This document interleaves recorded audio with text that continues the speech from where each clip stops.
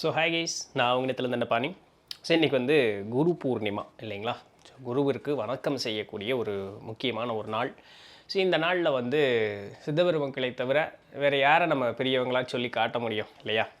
நாம் இன்றைக்கி வாழ்வதற்கே சித்தபெருமக்கள் தான் காரணம் அப்படிங்கக்கூடிய அளவுக்கு அவர்களுடைய ஒரு என்ன சொல்கிறது, நமக்கு கொடுக்கப்பட்ட அந்த ஒரு கருணை, அந்த ஒரு கொடை அப்படிங்கிறது வந்து அளப்பரியது. அது வந்து வாயார சொல்லி தீராது, மனதால் நினைத்தும் தீராது, அந்த அளவுக்கு அதிகம் இருக்குது. அப்போது அந்த வகையில் பார்க்கும் பொழுது இன்றைக்கி அகத்தியர் 2000 அப்படின்னு சொல்லக்கூடிய ஒரு நூலிலிருந்து, அதில் முதல் பாகத்திலிருந்து ஒரு சில பாடல்கள், ஒரு 2 பாடல்கள் 3 பாடல்கள் பக்கம் பார்ப்போம். அதாவது ஒரு வைத்தியன் அப்படின்னா எப்படி இருக்கணும் அப்படிங்கிறதுல தான் ஆரம்பிக்கிறார். இது ஒரு ஏறத்தாழ ஒரு வைத்திய நூல் தான் பாருங்களேன். ஆனால் மனிதனுடைய உடல் கருவிலிருந்து எந்தெந்த நாள் வகையில் அந்த கரு எப்படி உண்டாகுது, அதற்கப்புறம் பஞ்சபூதத்தினுடைய கலப்பு என்ன, அந்த பஞ்சபூதத்தினுடைய கலப்புனால் இந்த உடலினுடைய உறுப்புகள் எப்படி உண்டாகுது அப்படிங்கிற அளவுக்கு ரொம்ப ஆரம்பத்திலேயே இதெல்லாமே வந்துடும். இந்த நூல் வந்து இன்றைக்கி கிடைக்கிறது அப்படிங்கிறது வந்து அரிது. எங்கிட்ட இருக்கக்கூடியது பார்த்திங்க அப்படின்னு சொன்னால் 1958 வருஷத்தினுடைய அந்த ஒரு காப்பி. நெட்டில் தேடி பாருங்கள், கிடைக்கிறதுக்கு வாய்ப்பு இருக்குது. பட் ஹார்ட் காப்பி கிடைக்கிறது கஷ்டம். பட் எனிவே பாடலும் இருக்கும், விளக்கமும் இருக்கும், சரிங்களா? ஸோ இந்த சூழலில் இருக்கும் பொழுது அதில் இருக்கக்கூடிய ஒரு சில பாடல்களை நம்ம பார்க்கலாம். ஒரு வைத்தியன்கிட்ட போய் ஒரு நோயாளி வைத்தியனிடம் அணுகும் பொழுது, சரிங்களா, ஒரு வைத்தியனை அணுகும் பொழுது அவர்கள் எப்படி வைத்தியரை அணுக வேண்டும், அந்த அளவுக்கு இலக்கணமுடைய அளவுக்கு வைத்தியர்கள் இன்றைக்கி காண்பதும் குறைவு. நான் இல்லைன்னு சொல்ல, குறைவுன்னு சொல்கிறேன். இந்த அளவுக்கு எந்த நோயாளியும் வைத்தியரை அணுகுவதும் கிடையாது. இருந்தாலும் அந்த காலத்தில் ஒரு வைத்தியரை அணுகுவதற்குண்டான நிதானம் பாருங்கள். பாண்டுதான் மாந்தர் செய்த பாவத்தால் வந்த நோயை முன் செய்த பாவத்தினுடைய, முன் செய்ததுன்னா போன பிறப்புன்னெல்லாம் கிடையாது, இந்த பிறப்புலையும் முன்னாடி செஞ்சது. ஒரு நொடியும் கூட அடுத்து கழிஞ்சிருச்சுன்னு அது முன்னாதான், சரிங்களா? பண்டுதான் மாந்தர் செய்த பாவத்தால் வந்த நோயை கண்டுதான் ரோகம் தீர்க்கும் காவலந்தனை நோக்கி. அதாவது ஒரு வைத்தியர் அப்படிங்கிறது நமக்கு காவலன் போலவா, எப்படி நாம் முன் செய்த அந்த வினையினால் நமக்கு வந்த ரோகத்தை கண்டு உணர்ந்து காக்கும் காவலன் போலவா. கண்டுதான் ரோகம் தீர்க்கும் காவலந்தனை நோக்கி விண்டுதான் குறைகள் சொல்லி, அவர்கிட்ட போய் உங்களுடைய குறைகள் எல்லாத்தையும் சொல்லி மேவியே தூபங்காட்டி, அவருக்கு வந்து கற்பூர ஆரத்தி காட்டணுமா, தூபங்காட்டி கொண்டுதான் பூல மீது குருவெனவே நினைப்போர் தானே, அவர்கிட்ட வந்து தூபதீபம் காட்டி அடிபணிந்து நின்று தன்னுடைய குருவை போல் இப்படி நிற்கணுமா. அப்படி தான் வைத்தியரை அணுக வேண்டும் அப்படிங்கிறதுக்குண்டான நியதி எழுதியிருக்காங்க. சரி, நான் இந்த கம்பேரிசன்லாம் சொல்ல வரல, இன்றைக்கி எப்படி இருக்குது அன்றைக்கி எப்படி இருக்குது அப்படிங்கிறலாம் சொல்ல வரல. இதுதான் வந்து நியதியாக அகத்தீசனார் தன்னுடைய நூலில் கொடுக்கப்பட்ட ஒரு செய்தி. இப்படி தான் ஒரு வைத்தியரை அணுக வேண்டும் அப்படின்னு சொல்லக்கூடியது. அதுக்கப்புறம் ஒரு சில பாடல்கள்லாம் வருது, வைத்தியர்களுக்குன்னு உண்டான பாடல்கள். நமக்கு தான் அதில் சுவாரஸ்யம் இருக்காதே, அதனால் சுவாரஸ்யமான தலைப்புக்கு போகும். பின் அப்படி வரும்பொழுது ஒரு ஆண் பெண் சேர்க்கையின்பால் ஒரு கற்பம் உற்பத்தி ஆகிறது அப்படின்னு சொன்னால் என்ன கால அளவில் என்னென்ன அவயங்கள் உண்டாகும் அப்படிங்கிற சொல்கிறதுக்கு உண்டான ஒரு அழகான ஒரு பாட்டு இந்திய பாட்டில் எழுதியிருக்காரு. நான் பாடலை சொல்லலை, சும்மா அந்த பாடலினுடைய ஒரு சில ஒரு 2 வரிகளை படிக்கிறேன், பின்னாடி விளக்கத்தை உங்களுக்கு சொல்லிடுறேன். பாடல் பாருங்கள். ஆகநாள் விந்துவடா அஞ்சாம் நாள் விந்துவடா கரெக்டாக 5ஆம் நாள் கருப்போலாகி போகமும் 5ஆம் நாளில் பொருந்திய முட்டை போல் மேகமாய் தீர்க்கமாய் இரண்டினில் மாட்டாகி. ஓகே, அது கொஞ்சம் நான் பொறுமையாக படிச்சேன்னா படிக்கலாம். சரி, 2 பாட்டு. இதில் என்ன செய்தி இருக்குது அப்படின்னு பார்க்கலாம். ஒரு ஆணும் பெண்ணும் இணை சேர்றாங்க. சேரும் பொழுது கரு உருவாகுது, சரிங்களா? இந்த கரு உருவான உடனேயே 5ஆம் தினத்தில் பார்க்கும் பொழுது அந்த கரு உருவாயிருமா. எப்படி இருக்குமா, நெகிழ்ந்து குழன்னு இருக்கக்கூடியதற்கு ஏற்றாற போல் ஒரு பிண்டம் அப்படி ஒன்றா அந்த இடத்துல வயிற்றில் உருவாயிருக்குமா, அந்த பெண்ணினுடைய வயிற்றில். 15ஆவது நாளில் அது வந்து முட்டை போல் இருக்கக்கூடிய அளவிற்கு வளர்ந்துருமா. அப்படி நாட்கள் செல்ல செல்ல அதனுடைய வடிவம் வந்து இப்படி நீண்டு கொண்டே இருக்குமா. இது வந்து பாருங்கள், பாட்டும் இருக்குது, பாட்டுக்கு உண்டான விளக்கத்தை தான் நான் உங்களுக்கு சொல்லிகிட்டு இருக்கேன், சரிங்களா? 15 நாளுக்கு அப்புறம் அது அப்படி நீண்டு வளர்ந்து கொண்டே வந்துக்கிட்டே இருக்குமா. முதல்ல எது உருவாகும் அப்படின்னு கேட்டால் மார்பு தான் உருவாகும் அப்படிங்கிறார். இருதயம் தான் முதல்ல உருவாகும்னு நம்மளுடைய இன்றைக்கி சயின்ஸ் சொல்லுது இல்லையா? ஸோ அதே தான், மார்பு பகுதி தான் முதல்ல உண்டாகும் அப்படிங்கிறார். அப்புறம் 3ஆவது மாதத்தில் வயிறு ஏற்படுமா. 4ஆவது மாதத்தில் பிண்டத்திற்கு உண்டான கை கால்கள். நல்லா பாருங்கள், அவர் உடம்புன்னு சொல்லலை, பிண்டம்னு தான் சொல்கிறார். ஏன்னா இன்னும் உயிர் கூடலை, இது வெறும் சதப்பிண்டம் மட்டும்தான், அதனால தான் அவர் பிண்டம்ங்கிற வார்த்தை பயன்படுத்துகிறார். 4ஆவது மாதத்தில் இந்த பிண்டத்திற்கு உண்டான கை கால்கள் உண்டாகுமா. 5ஆவது மாதத்தில் மேற்கூறிய அவயங்கள் எல்லாம் நல்லபடியாக வளர ஆரம்பிக்குமா. 6வது மாதத்தில் தான் வந்து எலும்பு, தலை, மயிர், நரம்பு முதலியவனை எல்லாம் உண்டாகுமா. 7ஆம் மாதத்தில் சீவன் உண்டாகிறது. நம்மளுடைய ஆன்மூலக பதிவுகளில் அந்த ஆன்மாக்கள் என்ன சொல்லுவாங்க, நாங்கள் 7வது மாதத்தில் தான் வருவோம்னு சொல்கிறாங்க. அகத்தீசனார் சொல்கிறார் பாருங்கள், 7வது மாதத்தில் சீவன் உண்டாகிறது. 8வது மாதம் அறிவு, உணர்ச்சி முதலியவை ஏற்படுகிறது. 9வது மாதம் பிரசவம் ஏற்படுகிறது அப்படிங்கிறார். ஸோ அந்த 9ஓ 10ஓ அதுக்குள்ளே அதை நெருங்கி இருக்கும்பொழுது அந்த பிரசவம் அப்படிங்கிறது ஏற்படுது அப்படின்னு சொல்லிட்டு. ஸோ இப்படி தான் கரு உருவானதுலேருந்து 5 நாட்கள்லேருந்து கடைசி 9 மாதம் வரைக்கும் என்னென்னலாம் நடக்கும் அப்படிங்கிறத எழுதி வச்சுருக்காங்க. ஒரு மனிதனுடைய ஆயுட்காலத்தில் நமக்கு முத்தோஷங்கள் அப்படிங்கிறது உண்டு. வாதம், பித்தம், கபம்னு சொல்லக்கூடிய, கபத்தை சிலேத்துமம்னு சொல்லுவாங்க, சரிங்களா. ஸோ இந்த வாதம், பித்தம், கபம்னு சொல்லக்கூடிய இந்த 3 தோஷங்கள் அப்படிங்கிறது மனித உடலுக்கு உண்டு. இந்த 3 தோஷங்கள் தான் ஒரு மனிதனுடைய ஆயுட்காலத்தில் எப்படி சரிபகுதியாக, அதாவது சரிபகுதின்னு சொல்ல முடியாது, எப்படி பகுதி பகுதியாக வேலை செய்யுது அப்படிங்கிறதையும் சொல்கிறாங்க. சராசரியாக ஒரு மனிதனுடைய ஆயுட்காலம் 100 ஆண்டு அப்படின்னு வைத்து கொள்வோம். ஏன்னா ஒருத்தருக்கு ஒரு மாதிரி இருக்குது. ஸோ சராசரியாக ஒரு 100 ஆண்டுன்னு வைத்து கொண்டோம் அப்படின்னு சொன்னால் அதில் 33 வருஷம் 4 மாதம் நமக்கு வந்து கபம் நடக்கக்கூடிய காலமாக இருக்குமா, சரிங்களா. அடுத்து இருக்கக்கூடிய 66 வருடம் 8 மாதம் என்ன நடக்கும் அப்படின்னு கேட்டால் பித்தம் நடக்குமா. கடைசியாக இருக்கக்கூடிய 33 வருஷம் 4 மாதம் என்ன ஆகும் அப்படின்னு சொன்னால் வாதம் நடக்கக்கூடிய மாதமாக இருக்கும் அப்படிங்கிற மாதிரி சொல்லப்படுது. கரெக்டு தான் சொல்லியிருக்கேன். ஸோ இப்படி தான் வந்து அந்த முத்தோஷங்கள் ஒரு மனிதனுடைய உடலில் வேலை செய்யும் அப்படிங்கிறாங்க. அதாவது இந்த கால அளவுக்குள்ளே அதனுடைய சீர்கேடுனால அது மாறி நடக்கும். பட் இந்த கால அளவுக்குள்ளே அதனுடைய அந்த இயக்கத்தினுடைய அதிகம் வந்து எந்த அளவுக்கு இருக்குன்னா இந்த தோஷங்கள் இந்த அளவுக்கு அதிகமாக இருக்கும் அப்படிங்கிற ஒரு வார்த்தையும் சொல்கிறாங்க. இப்போ நம்மளுடைய உடல் வந்து பஞ்சபூத கலப்புனால் ஆனது தான் அப்படிங்கிறது தெரியும். நிலம், நீர், நெருப்பு, காற்று, ஆகாயம்னு சொல்லக்கூடிய இந்த பஞ்சபூதங்கள்னால ஆனது தான் அப்படின்னு நமக்கு தெரியும்.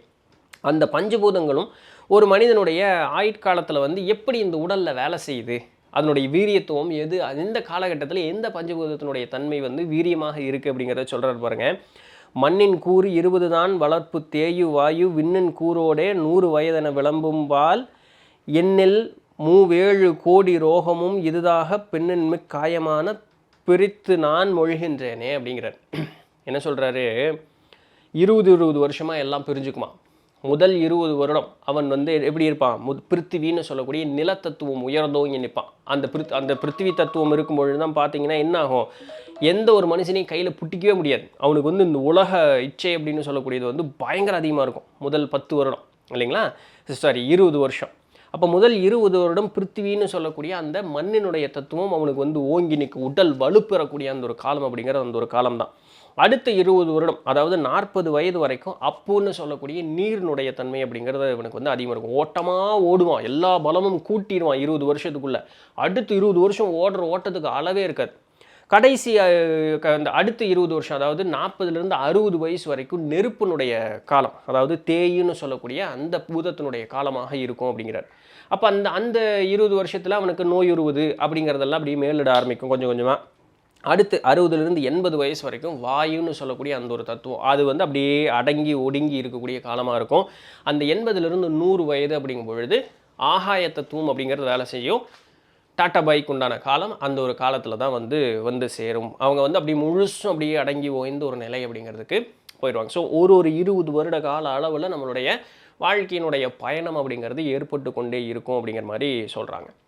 சரிங்க, இதெல்லாம் சொல்கிறீங்களே, இந்த பஞ்சபூத கலப்புனால தான் இந்த உடல் உருவாச்சுன்னு சொன்னீங்களா, அது எப்படி அப்படின்னு ஒரு கேள்வியை கேட்டோன்னு வச்சுக்கோங்களேன். 3 பாட்டில் அதற்கு உண்டான விடையை சொல்கிறாரு அகத்தீசனார். விளக்கத்தையே சொல்லிடுறேன், சரிங்களா. எப்படி சொல்கிறாருன்னா, சீர் பிருத்திவி தேயு வாயுதானம் பார்வரவே ஆகாசந்தன் 5 பூதங்கள் ஆகும். ஸோ நிலம், நீர், நெருப்பு, காற்று, ஆகாயம்னு சொல்லக்கூடிய இந்த 5 பூதம் தான். பிருத்திவி, அப்பு, தேயு, வாயு, ஆகாசம்னு சொல்லக்கூடிய இந்த 5 தான் பஞ்சபூதம். நேர் பிருத்திவி கூறு நெடும் மயிறு எலும்பு தோலும் பார் பெரு நரம்போடு எலும்பெல்லாம் பகர் திசை தன்னோடைந்தே. இப்படி ஒவ்வொரு இதுக்காக சொல்லிகிட்டே வர்றார். இப்போ அந்த 5 பூதத்தில் சொன்னோமா, முதல்ல நிலத்தத்துவங்கிற பிருத்திவினால் இந்த உடலில் என்ன உருவாகுதுன்னா மயிர், தலைமுடி, சரிங்களா, மயிர், எலும்பு, தோல், நரம்பு, தசைகள். இது இந்த 5மே இந்த நிலத்தத்துவம் பிருத்திவின்னு சொல்லக்கூடிய தத்துவத்தினால ஆகக்கூடியதான். அதே போல் அப்புன்னு சொல்லக்கூடிய நீர் தத்துவத்தினால் ஆகக்கூடியதான உடலில் இருக்கக்கூடிய நீர், உதிரம் அப்படின்னா ரத்தம், வெள்ளை பாகங்கள், அதாவது நமக்கு இப்போ ஆணுக்கு விந்துவும் பெண்ணுக்கு சுரோனிதமும் சரிங்களா. அடுத்தது மூளை, அப்புறம் மஜ்ஜை, இந்த ஜாயிண்ட்டுக்கு இருக்குது இல்லையா மஜ்ஜை, அது எல்லாமே.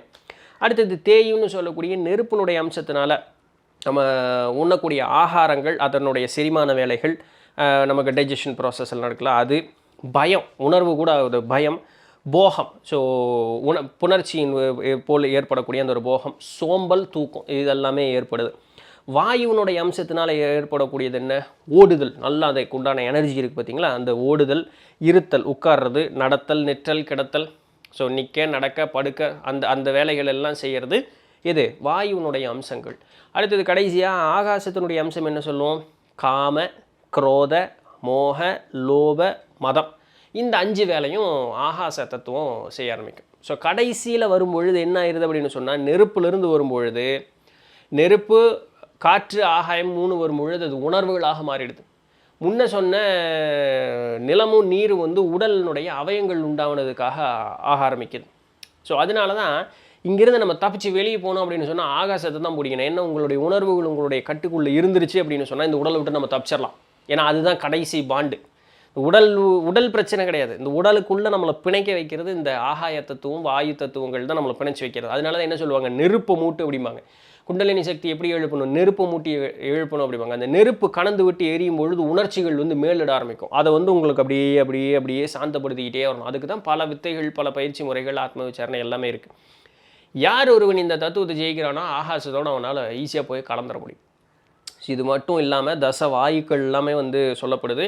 ஒரு வாயுவும் தசவாயுக்கள் 10 வகையான வாயுக்கள் இருக்குது. பிராணன், அபானன், வியானன், உதானன், சமானன், நாகன், கூர்மன், கிருகரன், தேவதத்தன், தனஞ்சயன் அப்படின்னு சொல்லக்கூடிய தச வாயுக்கள் இருக்குது.